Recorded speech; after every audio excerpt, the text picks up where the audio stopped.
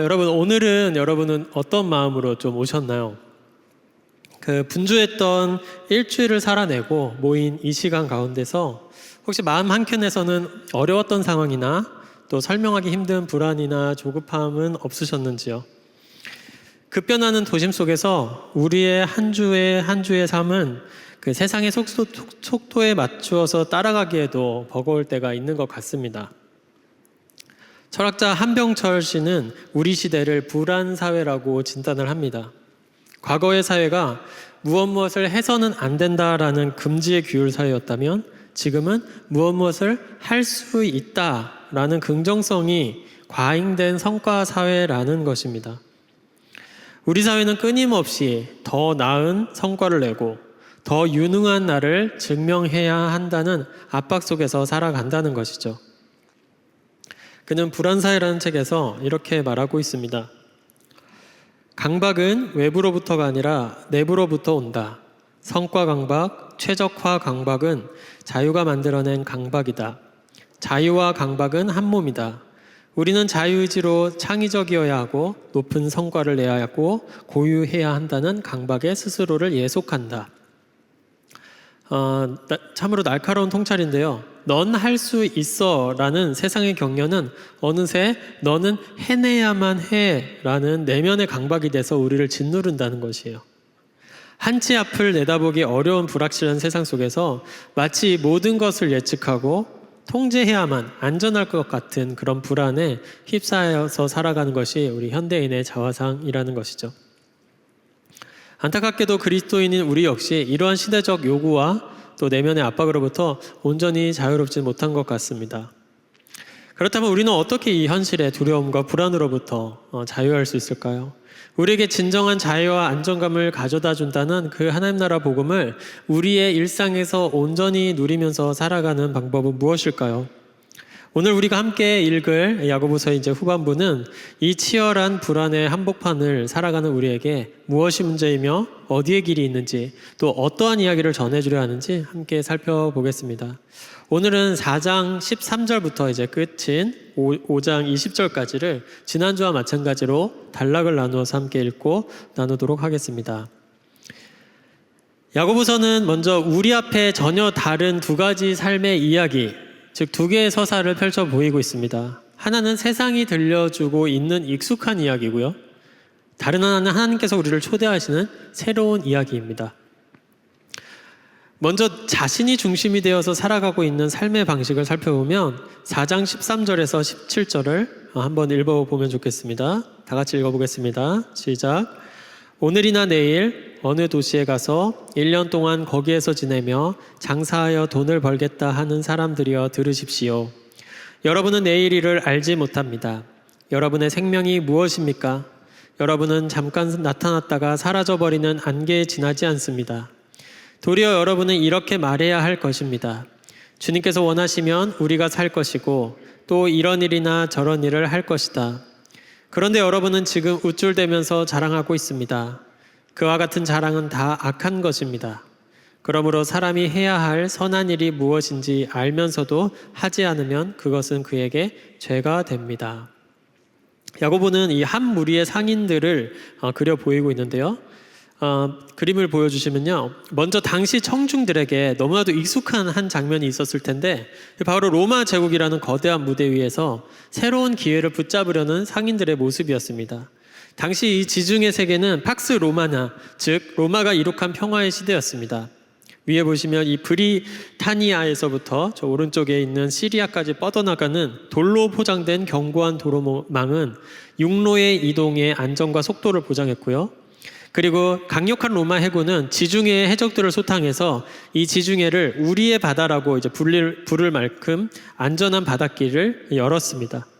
이러한 전례 없는 안정과 연결성 속에서 토지에 얽매이지 않고 도시와 도시를 오가면서 부를 축적한 상인 계층은 그야말로 그 시대의 부러움을 살만했었던 것입니다.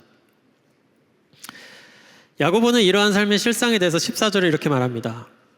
여러분은 내일 일을 알지 못합니다. 여러분의 생명은 무엇입니까? 잠깐 나타났다가 사라져버리는 안개라고 말입니다.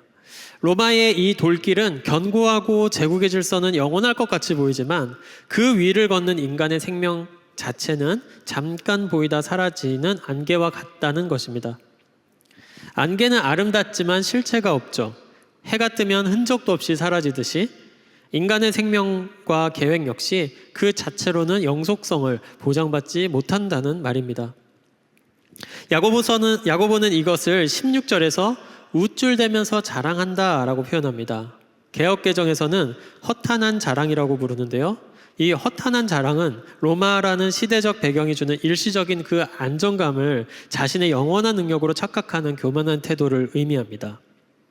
그리고 야고보는 그와 같은 자랑이 악한 것이다라고 단언하고 있어요.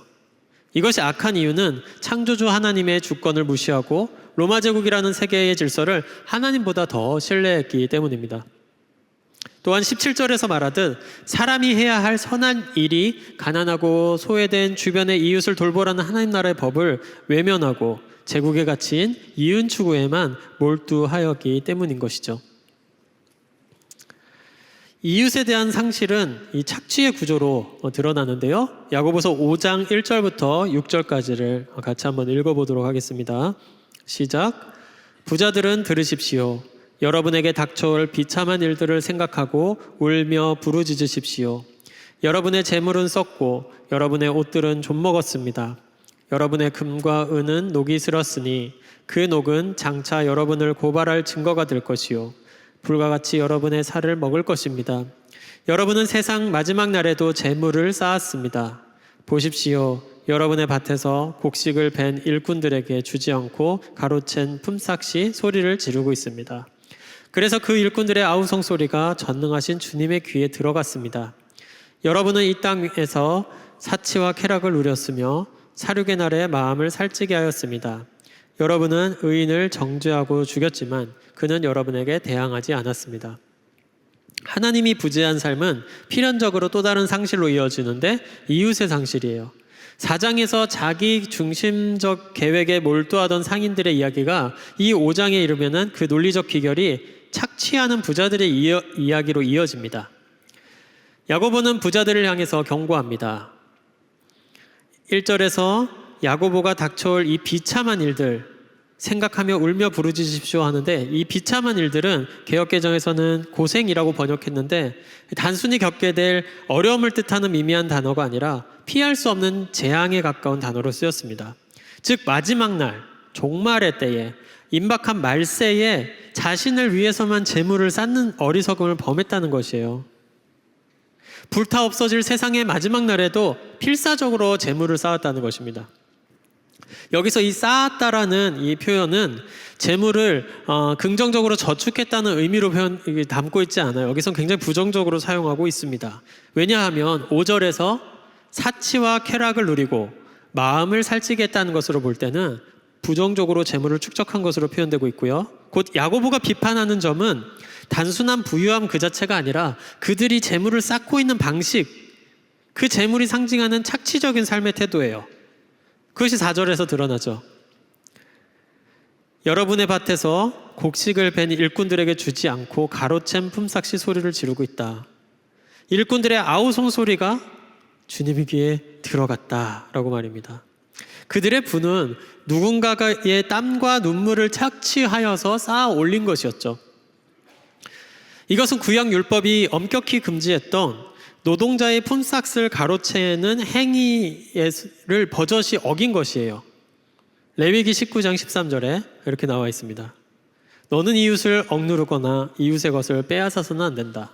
내가 품꾼을 쓰면 그가 받을 품값을 다음날 아침까지 밤새 내가 가지고 있으면 안 된다고 하셨는데 말입니다. 그들의 귀에는 일꾼들의 아우성이 들리지 않았겠지만 하나님은 마땅히 지불해야 할 품삯을 받지 못할 노동자들의 아우성이 들어갔다고 말하고 있는 것입니다. 이러한 모습은 이 야고보서 전체를 통해서 꾸준히 경고해온 삶의 총체적인 결말인데요. 야고보가 묘사한 이 부자는 전에 말씀드렸지만 공동체 안에서 유대의 지도자들 혹은 공동체 밖에 있는 이 로마 제국의 힘과 권력을 상징한다고 말씀드렸습니다. 그렇다면 그들의 모습은 어떠한 모습으로 드러났는가? 역으로 추적해보면 야고보서를 이렇습니다. 4장 13절에서 17절은 자기 이익을 위한 계획에 부풀려져 있는 모습입니다. 4장 1절에서 12절은 이기심과 시기심으로 말로 상대를 공격하는 모습입니다. 3장 1절에서 12절은 하나님의 형상대로 지음받은 형제 자매를 차별하는 모습입니다. 그리고 2장 1절에서 13절은 부유한 자에게 관심을 가지고 소외된 자에게 무관심한 모습인 것이죠. 하지만 이 익숙한 이야기와 전혀 다른 진정한 평안과 생명으로 향하는 새로운 이야기가 있습니다. 바로 하나님이 주인된 삶의 방식이죠. 야고보 사도는 1세기 지중해 세계를 누비면서 이 부를 축적하던 유능한 상인들의 세계관을 닮아가고 있는 유대 공동체에게 다음과 같이 말하고 있습니다. 야고보서 4장 15절 다시 한번 읽어볼까요? 시작. 도리어 여러분은 이렇게 말해야 할 것입니다. 주님께서 원하시면 우리가 살 것이고 또 이런 일이나 저런 일을 할 것이다 라고 말입니다. 주님께서 원하시면 이라고 적혀 있어요. 로마의 질서 속에서 통용되던 이 화폐와 법률, 안전한 교통망을 배경으로 사업 계획을 세우고 또 목표를 설정하고 이윤을 추구하는 것은 제국 시민의 당연한 권리이자 능력의 증표였습니다. 오늘, 내일 이런 시간 감각, 어떤 도시든 갈 수 있다는 공간에 대한 자신감, 그리고 이익을 보겠다는 것은 노력했을 때 그 결과에 대한 확신이 제공된다는 로마가 제공하는 그 시스템에 대한 굳건한 신뢰에서 비롯된 것이었습니다. 그런데 야고보는 이 완벽해 보이는 삶의 방식에 치명적인 결함이 있다고 지적하고 있는 것입니다.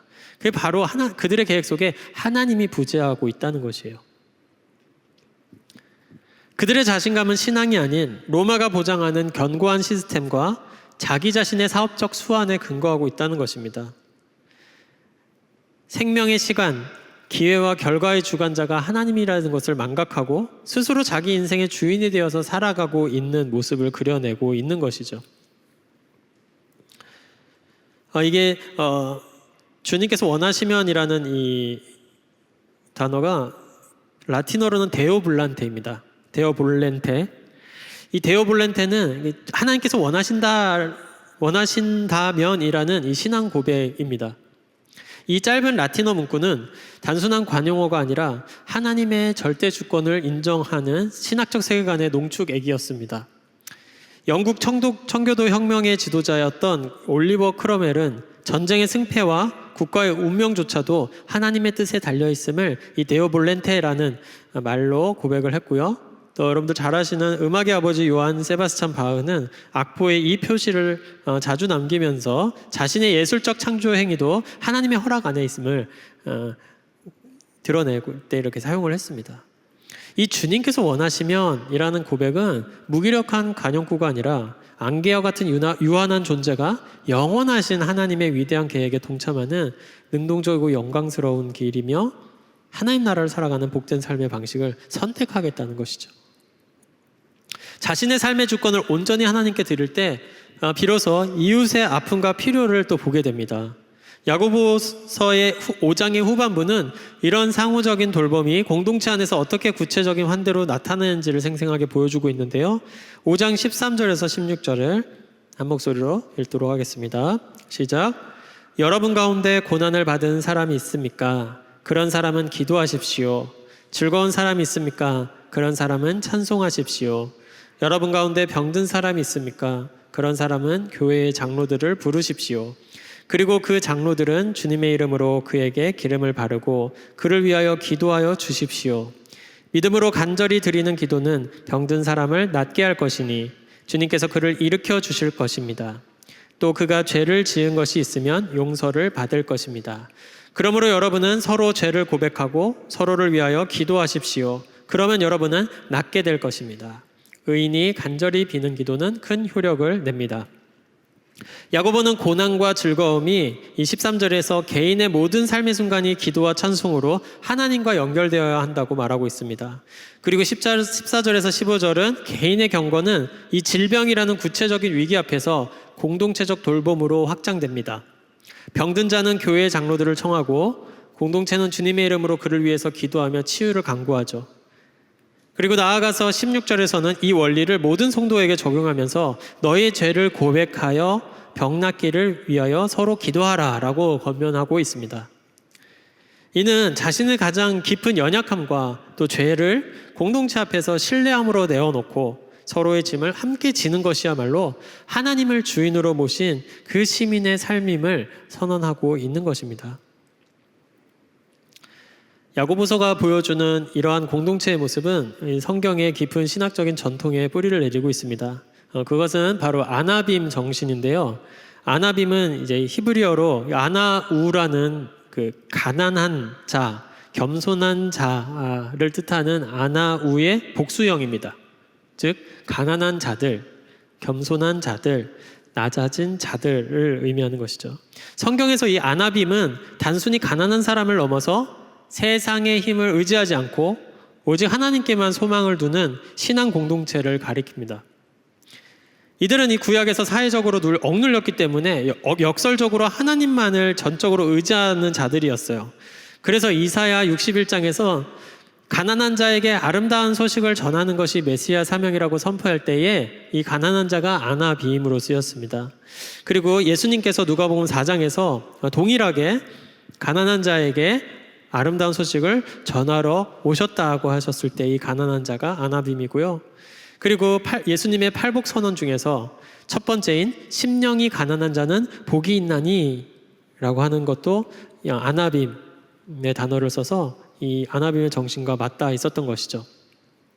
구약의 이 아나빔 이 사상은 서로가 서로를 환대하며 돌보는 데에 익숙했고 그것이 당연시됐습니다. 이러한 아나빔의 전통을 야고보서는 충실히 계승하고 있는 것이죠. 그는 공동체 안에서 자신의 연약함을 인정하고 서로에게 의지하며 살아가는 이 사회적, 영적으로 가난한 자들의 모습을 그려내고 있는데 결국 야고보서는 경제적 불의와 억압에 직면했던 초대교회 공동체에게 하나님 나라의 정의를 어떻게 서로를 향해서 구체적인 돌봄과 환대로 구현할 것인지에 대해서 아마 묻고 있는 실천적인 응답이라고 할 수 있습니다. 앞서 살펴본 이 두 가지의 이야기의 삶의 방식을 표로 정리하면 강의 안에 실은 것과 같습니다. 오늘날 악덕 기업을 예를 들어보면 주주가치를 극대화시키고 또 단기 이익을 위해서 노동자와 소비자를 도구화하는 구조적 탐욕의 모습을 볼 수 있는데 비용 절감을 이유로 임금을 동결하거나 고용을 불안정하게 만들고 또 생산성을 높이려고 환경을 파괴하게 되죠. 재무제표에 기록된 이익만을 성공의 기준으로 삼게 됩니다. 그러나 그 화려한 숫자 뒤에는 하나님의 형상대로 지음받은 노동자의 눈물과 창조 세계의 신음이 가려져 있는 것이죠. 하나님을 무시하고 돈을 신뢰한 결과고 이웃사랑과 창조 질서를 외면한 착취가 어떤 파괴를 낳는지 보여주는 현대판 본보기입니다. 실제 사례는 또 한 가지 몇 년간의 우리 사회를 충격적으로 빠뜨렸던 전세 사기 사건을 한번 떠올려 보십시오. 수많은 청년들과 신혼부부들이 평생 모은 전 재산, 희망의 보금자리를 한순간에 잃고 절망의 나락으로 떨어졌습니다. 그 고통을 이기지 못하고 스스로 목숨을 끊는 경우도 있었어요. 전세 사기는 한국 사회의 특수한 전세 제도가 가진 이 구조적인 허점과 또 집값 상승의 신화, 그리고 개인의 탐욕이 맞물려서 나타난 비극입니다. 세입자의 보증금을 가지고 이 집주인이 투자 자금으로 이용하는 거죠. 이 구조에서 집값이 흔들리자 깡통 전세들이 생겨나는 거예요. 그리고 일부의 집주인과 또 중개업자들은 세입자를 이제 한 인격체가 아니라 자본금으로만 취급하면서 이익을 추구해 갔습니다. 결국 전세 사기는 제도의 허술함과 또 탐욕이 결탁해서 이웃을 도구화한 극단적인 사례입니다. 하나님 없는 통제와 욕망이 어떻게 공동체와 이 사회를 무너뜨리는지를 보여주는 사회적인 본보기인 것이죠. 그러나 야고보는 다른 이야기를 들려주고 있습니다. 내일을 주님의 뜻에 맡기고 쌓는 대신에 나누고 약자를 외면하지 않고 정의와 평화로 사는 하나님 나라의 이야기를 말입니다. 우리는 이 두 이야기 사이에서 갈등하며 살아가죠. 내가 내일은 통제해야지 안전하다라는 이야기와 아니 주님의 뜻 안에서 맡겨진 오늘을 살아내라는 그 경계 사이에서 계속해서 흔들립니다. 그러면 이 갈등 속에서 이 야고보는 어떻게 온전함으로 나아갈 수 있는 길이 있다고 이야기하고 있는가요? 야고보서에서 야고보는 우리에게 인내를 권면하고 있습니다. 야고보서 5장 7절에서 8절 같이 읽어볼까요? 시작. 그러므로 형제자매 여러분, 주님께서 오실 때까지 참고 견디십시오. 여러분도 참으십시오. 마음을 굳게 하십시오. 주님께서 오실 때가 가깝습니다. 이 말미에서 야고보가 주장하는 것은 서두에서 야고보가 시작할 때 얘기했던 것과 같습니다. 야고보서 1장 4절에서 여러분은 인내력을 충분히 발휘하여서 조금도 부족함이 없이 완전하고 성숙한 사람이 되십시오. 온전함에 이르는 길이 있는데 그건 바로 인내입니다 라고 말하고 있는 거예요. 사도 바울이 또 이렇게 증언하죠. 우리가 환난을 자랑하는데 이 환난이 인내를 낳고 인내가 인격을 낳습니다 라고 말입니다. 이 인격은 캐릭터, 성품을 의미하는데 이 야고보서로 말하면 온전함에 이르게 하는 이 비결이 인내라는 것이에요. 히브리 기자는 그래서 이 오늘이라고 하는 이 시간 동안에 서로 겉면에서 서로가 누구도 죄의 유혹에 빠져서 완고하게 되지 않도록 계속해서 인내하며 지켜주라고 말하고 있는 것입니다. 야고보는 5장 10절에서 이어서 말합니다. 형제자매 여러분, 주님의 이름으로 예언한 예언자들을 고난과 인내의 본보기로 삼으십시오 라고 말합니다. 인내를 알겠습니다. 근데 인내를 어떻게 하죠? 자꾸 포기하고 싶은데요. 그럴 때 야고보 사도가 얘기하는 게 이거예요. 본보기를 보라는 거예요. 이 본보기란 단어는 사례, 증거, 증거물, 영어로는 for example 뭐 이렇게 설명을 하는데 그 예시를 보라는 거예요. 예시를. 그러면서 야고보 사도가 제안하고 있는 예시는 욥입니다. 욥은 하루아침에 재산과 자녀와 건강을 잃었습니다. 그렇지만 끝까지 인내했죠. 욥은 고난 속에서 깨달은 게 있다면 무엇이었을까요? 하나님이 다시 임재 가운데 나타나셔서 욥이 깨달은 게 있어요. 세상이 자기가 통제하고 자기가 한계 짓고 있는 이 세상, 이 단순한 인과율이나 통제대로 움직이지 않는구나를 발견했어요. 폭풍 가운데 하나님께서 욥기 38장에서 41장까지 쭉 이제 계속해서 질문 형식으로 이제 묻는 하나님의 질문은 창조 세계의 질서와 이 우주의 신비에 대해서 하나님께서 얘기를 하십니다. 네가 땅에 기초를 놓았을 때 어디 있었니? 바다의 문을 열고 닫아봤니? 하늘의 별자리를 한번 묶어봤니? 사자의 먹이를 누가 주는 것 같니? 저 바닷속의 악어를 너의 힘으로 제압할 수냐 있더냐?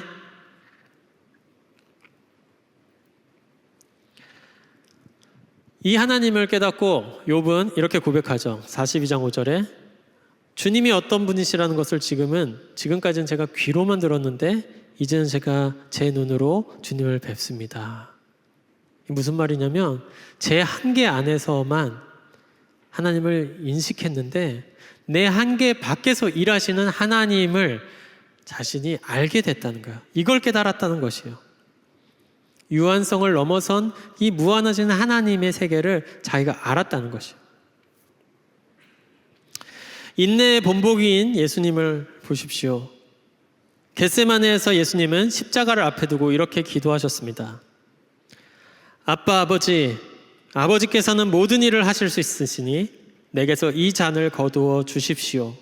그러나 내 뜻대로 하지 마시고 아버지의 뜻대로 하여 주십시오.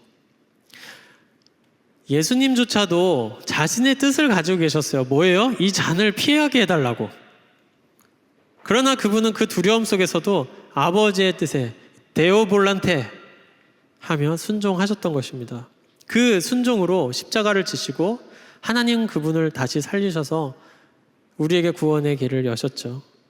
그 주님께서 제자들에게 이렇게 말씀하고 계시는 것입니다. 같이 읽어보겠습니다. 마태복음 6장 31절부터 34절. 시작. 그러므로 무엇을 먹을까, 무엇을 마실까, 무엇을 입을까 하고 걱정하지 말아라. 이 모든 것은 모두 이방 사람들이 구하는 것이요 너희의 하늘 아버지께서는 이 모든 것이 너희에게 필요하다는 것을 아신다. 너희는 먼저 하나님 나라와 하나님의 의를 구하여라. 그리하면 이 모든 것을 너희에게 더하여 주실 것이다. 그러므로 내일 일을 걱정하지 말아라. 내일 걱정은 내일이 맡아서 할 것이다. 한날의 괴로움은 그날에 겪는 것으로 족하다. 34절에 내일 일은 걱정하지 말아라. 내일 걱정은 내일이 맡아서 할 것이다인데 이 원어로도 그렇고 이거 정확한 번역이에요. 내일 일은 누가 걱정한다고요? 내일이 걱정한대. 내일이라는 걔가 걱정한다고요.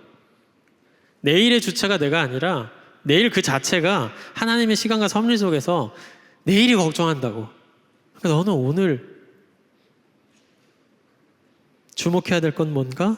33절에 먼저 그 나라와 그 의를 구하는 것.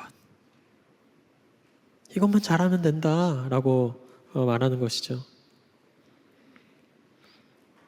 내일은 내 영역이 아닌 거예요. 하나님 영역. 오늘은 하나님이 내게 주신 내 영역.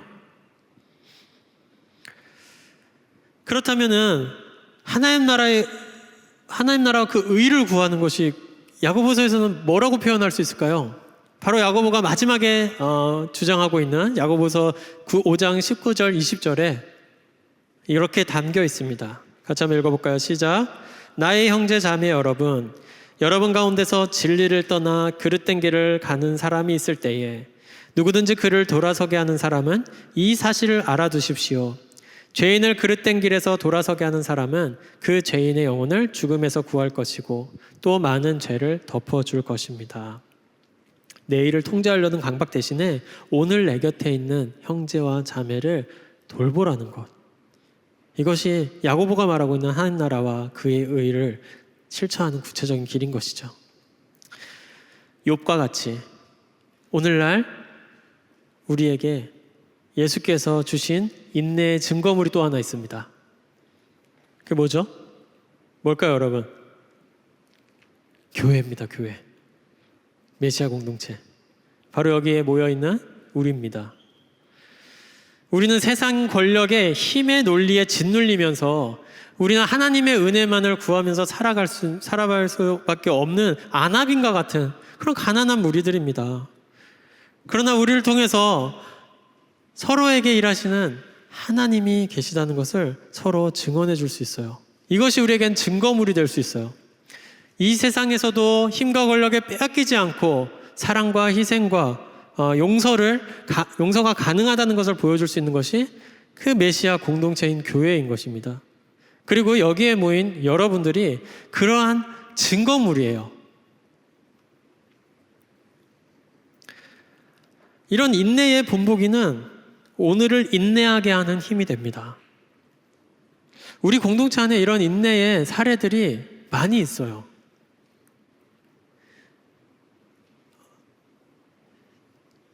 주중에 제가 어떤 가정교회 가족 한 분과 만나서 이렇게 대화하는 시간을 가졌었는데요. 전업주부신데 자녀를 이제 낳고 자녀들을 이제 다 키웠어요. 그러니까 다시금 이제 취업을 하실 생각을 가지셨다고 그래요.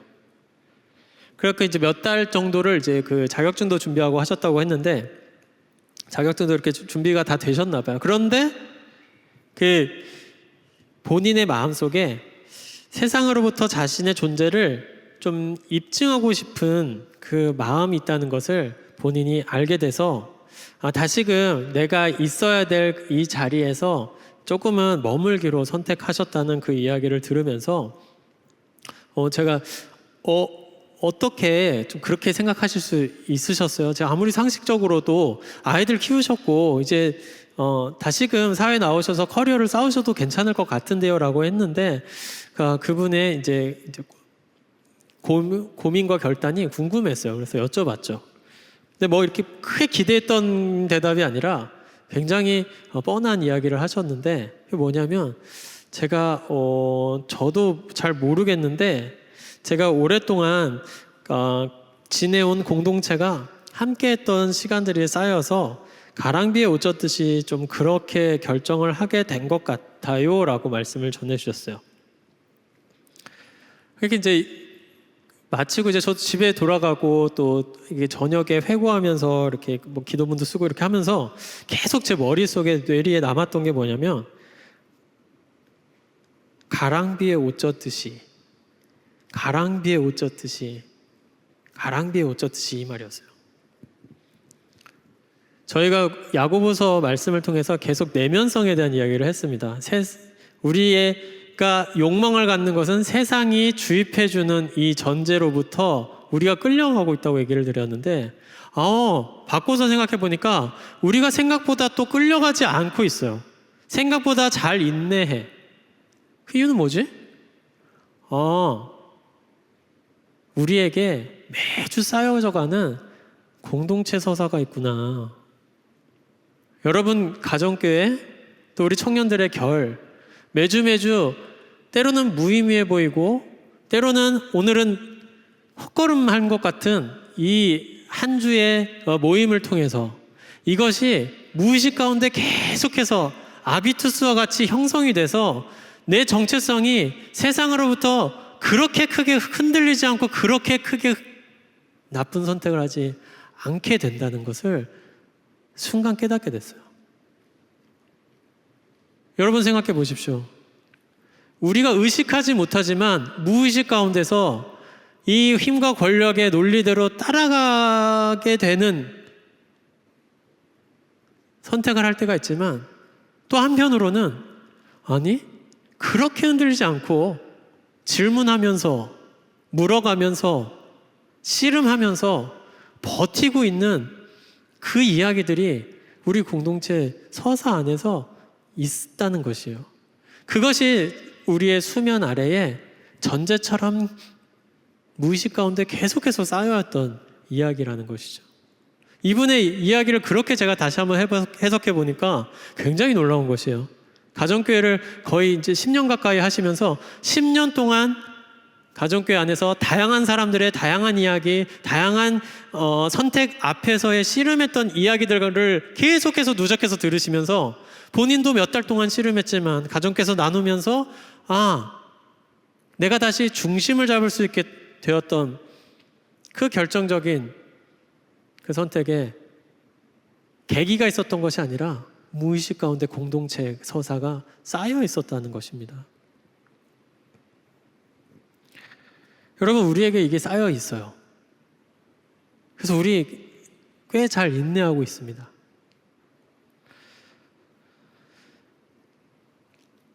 그래서 여러분, 우스갯소리가 아니라 출석 중요합니다. 출석. 가정교회 결에서 출석이 무의미해 보이잖아요. 이게 무슨 의미지? 왔는데 별것도 없는 것 같고. 근데 생각해 보세요. 가정교회에서 가장 힘 빠질 때가 가족들의 얼굴 못 볼 때예요. 그리고 가장 힘이 날 때가 가족들이 자리 지킬 때입니다. 해보셔서 아시겠죠? 이 출석이란 것이 별거 아닌 것 같은데 지금 이 서사랑 얘기해서 보면은 우리 전제에 무의식적으로 계속 쌓이는 이야기예요. 나는 오늘 피곤하고 별거 아닌 것 같아서 자리를 지킨 것 뿐이에요. 오늘 한 주 끙끙 인내하고 집에 갔어. 이것이 무의식 가운데 쌓여서 우리의 정체성을 형성해주는 이야기로 나아간다는 것이죠. 그렇게 우리는 인내를 통해서 성숙에 이르는 그 길에 굉장히 중요한 증거물이 있는데, 그것이 바로 우리에게 공동체라는 이 서사가 우리에게 있다는 것입니다. 너무나도 놀라운 선물인 것이죠. 저희가 이러한 하나님께서 우리의 삶 가운데서 일하시고 있다는 것을 계속해서 증언하는 것이 중요한데요. 그래서 저희가 6주년 예배 때도 하나님께서 우리 공동체에서 무슨 일 하셨는지를 증언하자 했잖아요. 또 전가족 여름 수련회 때도 떨기나무라 그래서 불타지 않는 떨기나무를 모세가 바라봤듯이 우리의 일상에서 하나님께서 일하시는 것이 무엇인지를 계속해서 발견해 보자고 우리가 한 거예요. 하나님이 일상 가운데서 우리의 삶 가운데서 여전히 일하고 계시다는 것을 우리가 우리의 감각만 열린다면 지금도 일하시는 하나님을 발견할 수 있고 증언할 수 있고 또 이웃 가운데서 일하시는 하나님의 일들을 우리가 또 발견할 수 있게 되는 것이죠.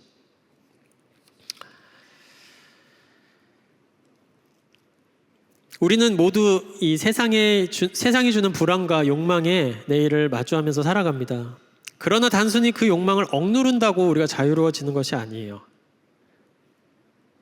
더 크고 놀라운 그 하나님 나라의 복음이 우리 내면에 깊이 한 층 한 층씩 쌓여갈 때 우리는 이 세상의 거짓된 약속으로부터 자연스럽게 우리의 정체성을 온전히 드러날 수 있는 것이죠.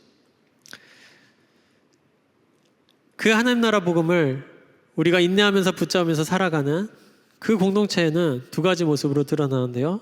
먼저는 분별의 공동체입니다. 야고보서 4장 15절을 다시 한번 읽어볼까요? 시작. 도리어 여러분은 이렇게 말해야 할 것입니다. 주님께서 원하시면 우리가 살 것이고 또 이런 일이나 저런 일이 할 것입니다. 주님께서 원하시면 우리의 계획보다 우리의 어떤 욕심보다 주님의 뜻이 무엇일까라고 먼저 분별하는 거예요. 개인적으로 분별하는 것도 좋지만 우리 공동체가 늘 이것을 분별하는 것입니다. 성령께서 우리가 공동체에게 어떤 말씀을 계속 전해주시는지를 분별하며 걸어가는 것이죠. 두 번째로는 상호 목양의 공동체이죠. 야고보서 5장 16절에 서로의 죄를 고백하고 서로를 위해서 기도하는 것입니다. 세상은 경쟁 속에서 서로를 수단화합니다. 그런데 우리는 서로의 연약함을 끌어안고 아픔을 위해서도 기도하고 길 잃은 지체를 돌아보는 한대의 공동체로서 살아가는 것이죠. 물어봐 주는 거예요. 밥은 먹었니? 건강은 괜찮니? 뿐만 아니라 하나님과의 관계는 어때? 마음은 어때? 정서도 물어봐주고 여러 가지 관계를 우리가 계속해서 물어봐주고 서로 기도해주는 이런 관계인 것이죠. 그래서 야고보서에서 말하고 있는 인내는 이 두 가지 축으로 서 있는데요. 내일을 통제하지 않고 하나님의 주권에 맡기면서 겸손히 살아가는 하나님의 뜻을 구하는 인내, 또한 탐욕으로 착취하는 세상의 방식과 달리 정의와 한대로 공동체를 지켜내는 이웃을 환대해 나가는 인내입니다. 그래서 야고보의 인내는 단순히 버티는 수동적인 인내가 아니라 하나님의 뜻을 신뢰하면서 이웃을 환대하는 적극적인 인내인 것입니다. 왜요? 하나님 지금도 일하고 계시니까요. 하나님 지금도 우리 삶에서 말씀하고 계시니까요. 그리고 하나님 지금도 이웃의 고통을 듣고 계시기 때문입니다. 이번 한 주간 여러분 타자 가운데서 일하시는 하나님을 한번 감각해 보십시오. 네 번째 주간으로 실천 주제를 드리는데요.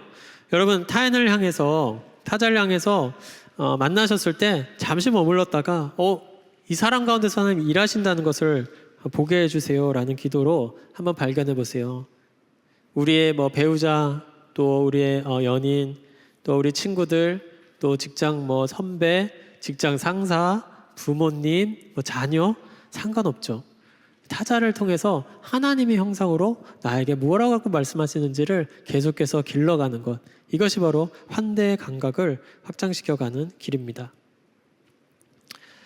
야고보서를 정리하면서 1장과 5장을 감싸는 야고보 사도의 주장은 인내하라는 것입니다. 그 인내는 무기력하게 버티는 것이 아니라 지금도 일하시는 하나님, 지금도 우리 이웃의 고통을 들으시는 하나님께 눈과 귀를 열고 감각하는 적극적인 인내인 것입니다. 세상의 힘과 권력에 우리의 두 마음이 흔들릴 때, 세상의 방식을 따라 무의식적으로 이웃을 차별하고 하나님의 형상을 비난할 때, 하나님은 여전히 이 세상 속에서 일하시며 이웃의 신음하는 소리에 귀를 기울이시며, 또 아버지께서 아들을 보내시듯이 하나님께서 당신의 자녀를 당신의 형상인 교회로 이 세상 가운데 보내셔서 신실하게 인내하는 것을 통해서 힘과 권력으로 맞대응하는 방식이 아니라 우리의 신실한 인내를 통해서 부드러운 차이를 만들어내기를 원하시는 것입니다. 여러분, 당장 내일이 두려우신가요? 저도 내일 이사를 합니다. 지금 짐이 잔뜩 쌓여 있어요. 너무 두려운데요. 내일 일은 내일이 걱정하게 하고 하루하루 맡긴 오늘에 주목해 봅시다. 우리를 보내신 이 자리에서 우리의 몫을 감당하는 것이에요. 자리를 지키는 것입니다. 흔들리는 시대 속에서도 하나님과의 온전한 관계, 또 이웃과의 온전한 관계인 샬롬을 맺어가면서 공동체 안팎으로 오늘도 일하시는 하나님을 증언할 수 있는 샬롬의 증인 공동체로 온전히 세워져 가길 주님의 이름으로 축복합니다. 이 시간 주신 말씀을 기억하며 1분간 침묵하도록 하겠습니다.